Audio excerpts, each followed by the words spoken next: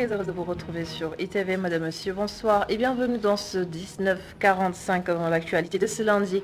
Le groupe des médias encerclés dans la matinée par des gendarmes. Ils accompagnés des huissiers venus faire l'inventaire du matériel du groupe de presse. Le fisc a déclenché une procédure de saisie et vous entendrez dans ce journal le syndicat de la presse s'offusquer contre une tentative de liquidation d'un média.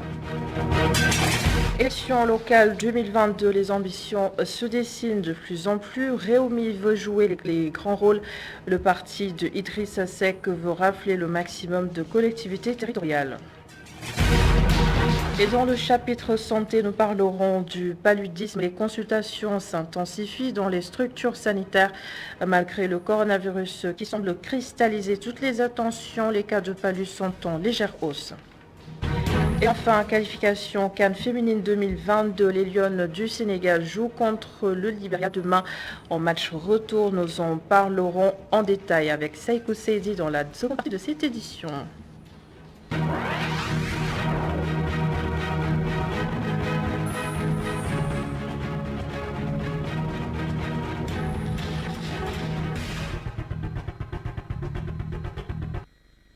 Nos confrères des médias ne s'attendaient absolument pas à un tel scénario. En ce début de semaine, des gendarmes ont fait une descente dans les locaux du groupe de presse ce matin, accompagnés d'huissiers venus faire l'inventaire du matériel sur place. Cela fait donc suite au problème de fisc et une procédure de saisie a été déclenchée. Les professionnels des médias ont été nombreux à avoir exprimé leur solidarité avec les agents du groupe de presse des médias. Le Synpics dénonce vigoureusement cette descente dite musclée des gendarmes. Son secrétaire général Bamba Kassé revient justement sur ce dossier. Nous constatons avec désolation que cette affaire commence à prendre des proportions qui nous semblent exagérées. Une escouade de gendarmes juste pour une opération d'huissier qui vient pour constater du matériel. Moi, je pense que c'est un peu...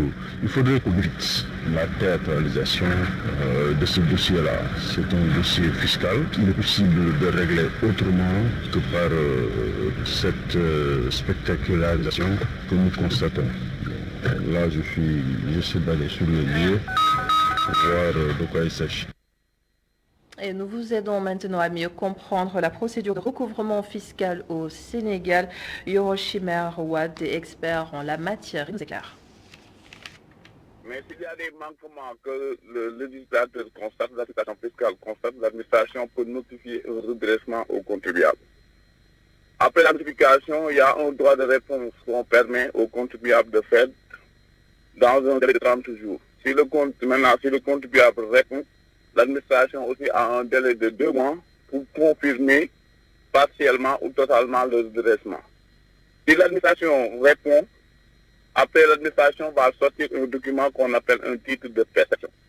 Maintenant, à l'issue de ce titre de perception, on n'est plus dans le contentieux de l'assiette, on est vers le recouvrement maintenant. Maintenant, si les titres de perception sortent, ces titres seront envoyés au contribuable et le contribuable doit régler dans les délais fixés par la loi. Au-delà des délais maintenant, l'administration peut faire recours à d'autres procédés, notamment l'avis de tiers détente, c'est-à-dire le blocage des comptes du contribuable. Après, il y a ce qu'on appelle le commandement d'huissier. Après, il y a ce qu'on appelle la saisie des biens. C'est ça, en fait, la procédure jusqu'à l'intervention du commissaire-priseur qui va venir saisir les biens et les vendre. Même si aujourd'hui, une entreprise conteste, en fait, une notification de redressement, il y a un recours hiérarchique qui est prévu au niveau de la Direction générale des impôts. Mais après ce recours hiérarchique même, après on peut faire ce qu'on appelle un recours juridictionnel, des procédés prévus par l'article 709 et suivant du Code général des impôts. Maintenant, si on fait usage de tous ces recours, même demain, on peut négocier un moratoire de paiement. Ça, c'est des possibilités en fait qui sont prévues par le législateur. On peut même demander un moratoire de paiement si c'est un montant, par exemple, de 900 millions, demander de payer 50 millions chaque mois ou 20 millions par mois jusqu'à l'extinction de la dette. L'actualité politique au Sénégal, c'est bien entendu les élections locales prévues en janvier 2022. Le parti Réumi veut remporter le maximum de collectivités. Pour ce faire, son leader Idrissa Seck promet de défendre les intérêts de son parti, même si le dernier mot revient au président Macky Sall. Miki Maram Diaye. À 3 mois des élections territoriales, l'on assiste à plusieurs déclarations de candidature au sein de la coalition au pouvoir. Une situation qui ne laisse pas indifférent le parti Rewmi. Idrissa Seck et ses militants veulent sortir gagnant de ces élections. Le parti Rewmi est dans une coalition, celle de la grande majorité présidentielle. Et tout parti a des ambitions, que ce soit le parti Rewmi, le parti APR, le PS, ainsi de suite. Le parti Rewmi, en tout cas en l'occurrence, ses ambitions, c'est d'avoir le maximum de conseils possible, le maximum de mairies possible. C'est légitime. Maintenant, étant dans une coalition, le parti Rewmi doit en tout cas prendre part aux négociations, aux discussions, aux échanges qui permettent justement de définir les modalités d'attribution pour chaque parti, les modalités qui diront telle personne dirigera telle liste en fonction des intérêts de la coalition. Le dernier mot revient à Macky Sall et au leader de la coalition Benno Bokk Yakaar, Thiès, fief du président du Conseil économique, social et environnemental y compris, suffisant pour que le porte-parole du parti Rewmi invite les uns et les autres au calme. L'unité et la confiance. Maintenant, pour ce qui est des tiraillements, c'est normal, c'est logique, c'est des élections, surtout locales. Donc on peut comprendre qu'il y ait des ambitions différentes, qu'il y ait un problème d'ego, ainsi de suite. Mais je veux tout simplement dire que nos leaders ont les informations qui leur permettent de choisir la personne qu'il faut à la localité concernée. Donc, faisons leur confiance, attendons leur décision. Et c'est l'occasion pour moi de dire aux Rewmistes, en tout cas, qui s'investissent localement, qui investissent leur argent, ainsi de suite, de leur dire que le président Idrissa Seck ne les a pas oubliés, ne peut pas les abandonner. Les locales attirent les attentions, l'affaire du trafic présumé de passeports diplomatiques également. Pour Daouda, toute la lumière doit être faite. Il ne faut pas très vite jeter le discrédit sur l'Assemblée nationale. Il s'agit d'affaires concernant des personnes. Donc il y a eu l'affaire des passeports diplomatiques qui concerne 2 ou 3 personnes, comme il y a eu l'affaire de l'accusation de viol contre un député qui concerne une personne. Cette affaire est entre les mains de la justice et de l'Assemblée nationale. Nous faisons confiance à la justice, nous faisons confiance à l'Assemblée nationale. La procédure est enclenchée, n'allons pas trop vite en besogne. S'ils ne sont pas coupables, ils seront disculpés, la justice décidera. Le porte-parole du parti Rewmi se dit aussi surpris après l'éclatement du dossier dans lequel des activistes du mouvement Y en a marre sont impliqués. Et la PR de Meaux s'est réunie hier pour entériner les choix de leur leader politique Macky Sall. Cherissa Sall et Saliou Samb sont respectivement candidats de la coalition Benno Bokk Yakaar pour la mairie de Mbour et le conseil départemental. Et précision, une réunion à laquelle n'a pas pris part le parti socialiste Mountaga Kane. Les membres de la mouvance présidentielle ont accueilli favorablement la décision de Macky Sall qui a désigné comme candidat à la tête de la mairie Cheikh Issa Sall et à celle du conseil départemental Saliou Samb. Le PS a été l'absent le plus présent. Cependant, les partisans de Macky Sall gardent toujours l'espoir de se retrouver avec leurs amis socialistes qui ont boudé la réunion des membres de Benno Bokk Yakaar qui s'est tenue ce dimanche. Li tax nag le parti socialiste n'est pas présent, loolu yaakaar naa ne. Pour moi, l'absence du PS n'est que passagère. On va se retrouver bientôt. Ce n'est qu'une question de temps. Il faut qu'on aille ensemble vers la victoire.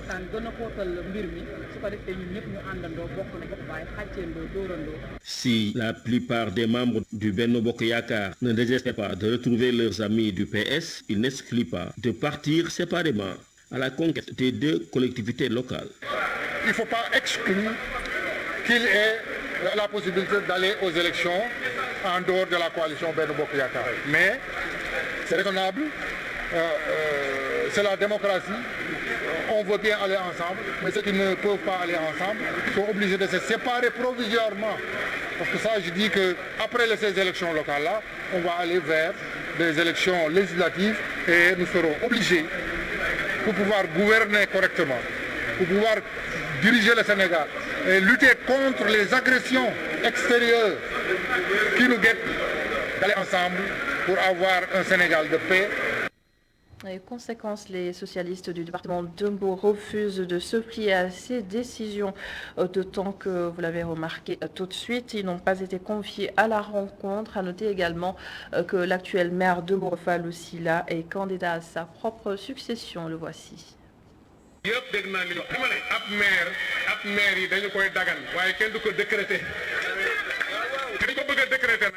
La candidature de la mairie ne se décrète pas. Il s'agit des suffrages des populations. Tout le monde sait qu'actuellement, c'est les coups d'État rampants qu'on avait connus qui sont en train d'être institués. Mais cela ne passera pas. Les gens me reprochaient tout le temps de ne m'être pas prononcé sur le sujet. Mais j'ai toujours voulu respecter la décision du parti. Comme nos vis-à-vis ont décidé de nous trahir, nous n'avons pas le choix.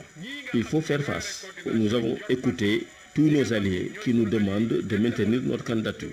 Il y a des Mbourois qui ont des responsabilités au niveau de l'État et qui pouvaient aider Mbour, mais ils ont préféré bloquer tous nos projets. Ce n'est pas intéressant. Et s'ils nous avaient appuyés, Mbour aurait dépassé ce stade.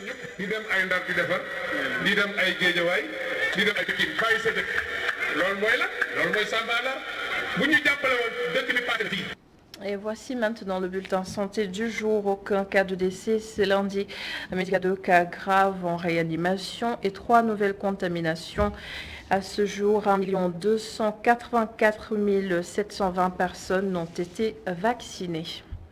L'hivernage tire à sa fin, on le rappelle, c'est une période propice à certaines infections, la grippe saisonnière ou encore le paludisme.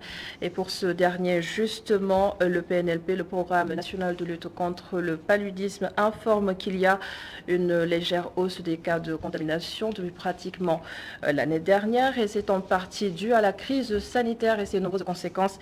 Mais aujourd'hui, les Sénégalais semblent avoir repris le chemin des hôpitaux pour les consultations. Le reportage est donc signé Mme Alassane Sek avec Séléman Diallo. Plus de 400 000 personnes sont mortes du paludisme en 2019, d'après l'Organisation mondiale de la santé.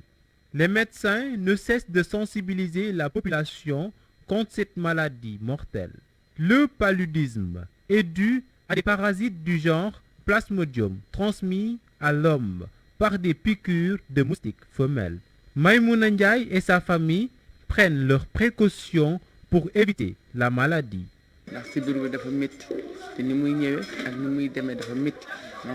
Quand votre enfant montre les signes du paludisme, il faut l'amener à l'hôpital. Moi, je fais de mon mieux pour éviter cette maladie. Je nettoie tout le temps.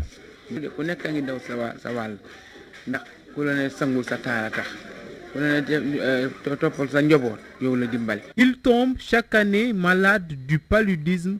Racine Sall pense que c'est dû au changement climatique. Chaque année, je tombe malade du paludisme ou bien un membre de ma famille. Je crois que c'est à cause du changement climatique. Peut-être c'est dû à l'effet de la chaleur. Peut-être c'est dû à l'effet du changement climatique. Hassan propose la sensibilisation.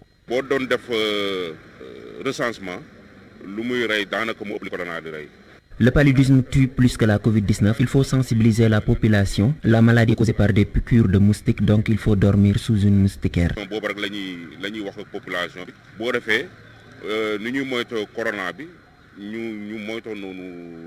Le paludisme tue des millions de personnes dans le monde. Des campagnes de sensibilisation sont organisées pour conscientiser du danger de cette maladie mortelle causée par des piqûres de moustiques. Merci beaucoup, Mme Alassane Sek, pour ce reportage. Tout autre chose maintenant. Au moins 150 agents des services financiers décentralisés vont bénéficier d'une formation renforcement de capacité. Des sessions élaborées sur 7 thèmes est prévues d'ici la fin de l'année 2021. Mamadou Dian et Sédina Mbaye ont assisté au lancement ce matin. De l'argent. L'encadrement des acteurs exigeants des institutions de la microfinance est un impératif. C'est la forte conviction de la tutelle, au regard surtout de la participation inestimable du secteur informel dans l'économie du pays. Nous aurons des sessions de formation autour de 7 modules. Cela va de la performance des SFD à la gestion de la protection sociale, la gestion des risques, la gestion du portefeuille, la gestion des impayés, du recouvrement, la gouvernance des SFD. Ce sont des modules que nous avons ciblés suite à un diagnostic. L'encadrement des acteurs et dirigeants des institutions de la microfinance est un impératif. C'est la forte conviction de la tutelle, au regard surtout de la participation inestimable du secteur informel dans l'économie du pays. Si nous prenons en compte la réalité même de notre économie, avec la part importante du secteur informel qui est le principal client du système financier décentralisé, il nous faut, dans le cadre de l'amélioration du produit, du service qui est offert à ses bénéficiaires, accompagner tout cela par un encadrement. La crise sanitaire a touché de plein fouet tous les secteurs d'activité, mais le département de la microfinance a pris très tôt le taureau par les cornes pour limiter les dégâts sur les SFD. Dès l'apparition de la Covid-19 dans notre pays, nous avons en étroite collaboration avec l'APSFD déployé dans le cadre du programme de résilience mis en œuvre par le gouvernement sous l'instruction du président Macky Sall, une stratégie d'intervention afin de contribuer à limiter les conséquences de la pandémie sur les institutions de microfinance qui étaient fortement impactées. 150 dirigeants et acteurs des services financiers décentralisés seront formés d'ici la fin de l'année 2021. Les institutions isolées vont bénéficier d'autres appuis du gouvernement après une enveloppe de 500 millions dégagée en plein Covid.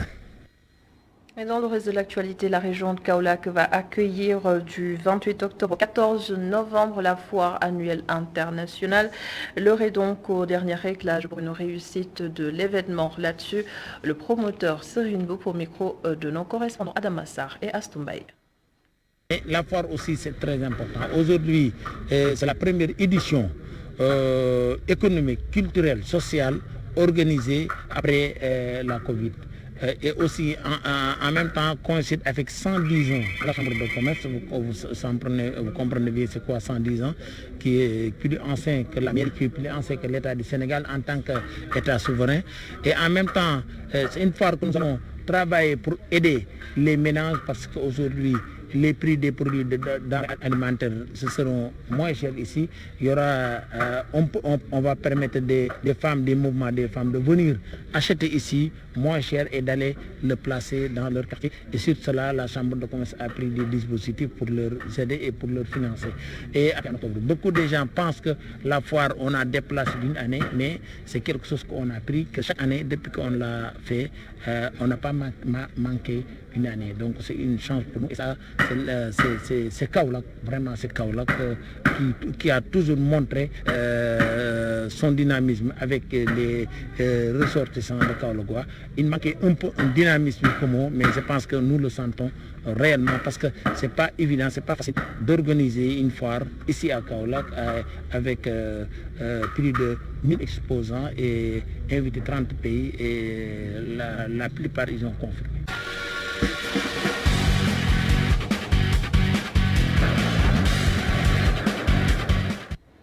Le journal des sports présenté ce lundi par Saïko Seydi. Bonsoir Saïko. Bonsoir. Et nous démarrons avec du football annoncé en titre d'ailleurs Coupe d'Afrique féminine 2022. Les Lions du Sénégal affrontent les Libériennes dès demain.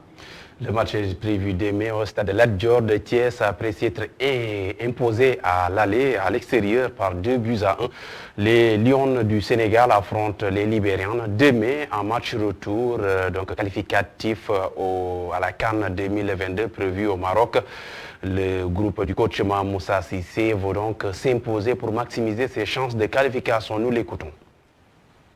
Ouais, l'état d'esprit est au beau fixe. Hein. Je pense que ce qui est important, la victoire au match aller a installé beaucoup plus de confiance et de sérénité dans l'équipe. Maintenant, nous avons demandé aux filles d'être plus humbles, de jouer véritablement en oubliant ce qui s'est passé à Monrovia et de rester très très concentrés, parce que nous avons un adversaire qui va être revanchard, un adversaire qui va venir essayer de nous créer des problèmes.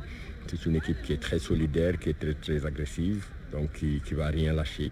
Donc elles sont conscientes aujourd'hui que la qualification, ce sera à la fin du match et pas avant. Et aujourd'hui, elles sont confiantes, elles sont conquérantes, mais elles restent très, très modestes et très, très, très humbles et très concentrées sur le sujet. Déjà, il faut oublier l'avance du match passé. C'est un autre match qui est là. On va jouer pour essayer de gagner ce match. On est à domicile. On a le potentiel pour gagner cette équipe. On la connaît un peu mieux après l'avoir joué il y a quelques jours. Aujourd'hui, nous savons que nous n'avons pas fait le match qu'il fallait au Libéria. On n'a pas joué véritablement sur notre valeur, même si on a gagné. On a essayé de corriger dans le jeu pour jouer sur notre tempo, pour jouer sur notre valeur, en essayant d'utiliser nos qualités autant que faire se peut, nos qualités techniques, nos qualités tactiques. Je pense qu'aujourd'hui, on est bien prêt, on s'est bien préparé pour ce match-là, mentalement, physiquement, tactiquement et techniquement. On est prêt pour faire un bon match. L'objectif reste clair pour nous, c'est de gagner. Même si on a gagné le premier match, notre objectif ce sera de gagner ici et d'assurer la qualification. Football toujours, Seiko Seydou. Mercato à présent, Pape Seydou Ndiaye quitte le Jaraaf de Dakar et rejoint un club de première division danoise.